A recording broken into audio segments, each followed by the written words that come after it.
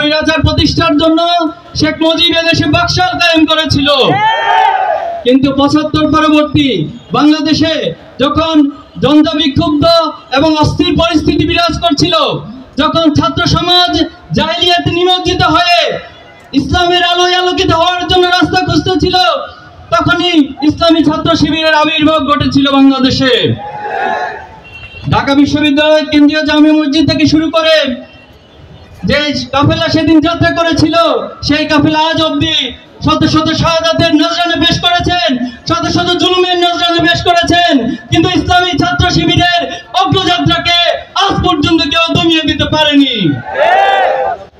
সংগ্রামী উপস্থিতি, ইসলামী ছাত্র শিবির তার যাত্রা থেকে এদেশে সৎ, দক্ষ এবং দেশপ্রেমিক নাগরিক তৈরির এক গঠনমূলক ছাত্র রাজনীতির যাত্রা শুরু করেছিল। কিন্তু এই ফ্যাসিবাদের সময় এসে আমরা দেখেছি বাংলাদেশে ছাত্র রাজনীতির নামে যে অপরাজনীতি শুরু হয়েছে, যে আধিপত্যবাদ শুরু হয়েছে, এ কারণে আজ বাংলাদেশের ছাত্র সমাজের কাছে ছাত্র রাজনীতি এক ভয় এবং আতঙ্কের নামে পরিণত হয়েছে। কিন্তু ৫ই আগস্ট পরবর্তীতে ইসলামী ছাত্র শিবির তার সর্বোচ্চটুকু দিয়ে চেষ্টা করে যাচ্ছে বাংলাদেশে গঠনমূলক ছাত্র রাজনীতি, মেধা এবং নৈতিকতার চর্চার মধ্য দিয়ে আবার বাংলাদেশে একটি সুস্থতার রাজনীতি প্রতিষ্ঠার জন্য। কিন্তু এই জায়গাতে এসে আমরা কিছু প্রতিপক্ষ ভাইদেরকে পাচ্ছি, তারা বারবার আগের জায়গাতে বাংলাদেশের ছাত্র রাজনীতিকে নিয়ে যেতে চাচ্ছে।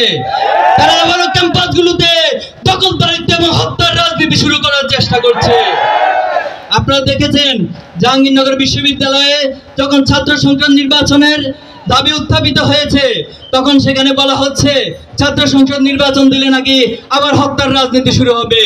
এই কেমন কথা, এই কেমন স্টেটমেন্ট? আমরা প্রতিবাদ জানাতে চাই, যারা আবার বিশৃঙ্খলা এবং হত্যার রাজনীতি শুরু করবে, বাংলাদেশের ছাত্র সমাজ তাদেরকে ঐক্যবদ্ধভাবে প্রতিহত করবে। অতি সত্বর ঢাকা বিশ্ববিদ্যালয় সহ বাংলাদেশের সকল ক্যাম্পাসগুলোতে সুস্থধারা ছাত্র রাজনীতি চর্চার লক্ষ্যে ছাত্র সংসদ নির্বাচন আবার দিতে হবে। বিগত ফ্যাসিস্ট সরকার এবং তার আগের আমলে এই বাংলাদেশের শিক্ষা ব্যবস্থাকে ধ্বংস করে দেওয়া হয়েছে। একটি ইসলাম বিদ্বেষী এবং অনৈতিক অশ্লীল মনোধারার একটি শিক্ষা ব্যবস্থা এই দেশের মানুষের উপর চাপিয়ে দেওয়া হয়েছে। আমরা বলতে চাই, এই সরকার দ্রুত সময়ের মধ্যে একটি স্বাধীন এবং ইসলামী মূল্যবোধের ভিত্তিতে স্বাধীন শিক্ষা কমিশন গঠন করে শিক্ষা ব্যবস্থার পূর্ণ রূপরেখা প্রদান করতে হবে। সংগ্রামী উপস্থিতি, অনেক রক্তের বন্যার উপর দিয়ে ৫ই আগস্ট পরবর্তীতে আমাদের কাছে নতুন বাংলাদেশের এক সম্ভাবনা উন্মুক্ত হয়েছে। আমরা আজকের এই প্রোগ্রাম থেকে সকল ফ্যাসিবাদ বিরোধী শক্তিকে ঐক্যের আহ্বান জানাচ্ছি।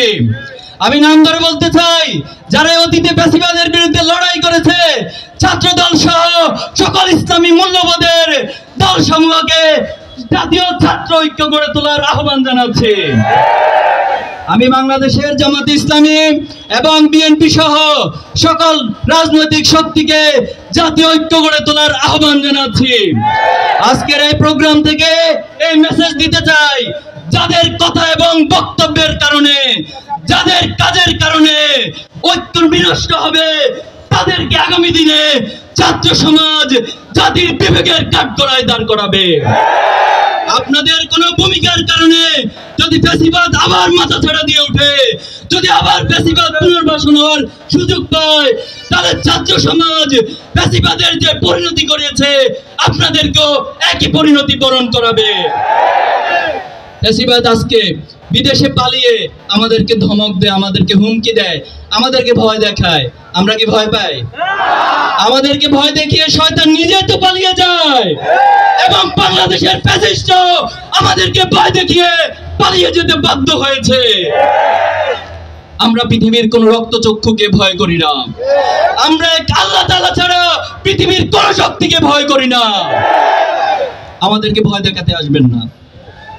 আমরা শহীদের প্রজন্ম, আমাদের এই রক্তে শহীদের রক্ত প্রবাহিত হয়। শহীদ মালেক থেকে শুরু করে, শহীদ সাব্বির থেকে শুরু করে, মীর কাসেম আলী থেকে শুরু করে, শহীদ আবু সাঈদ সহ সকল শহীদের রক্ত আমাদের দেহে প্রবহমান। এজন্য আমরা সবসময় নিজেদেরকে শহীদ মনে করি।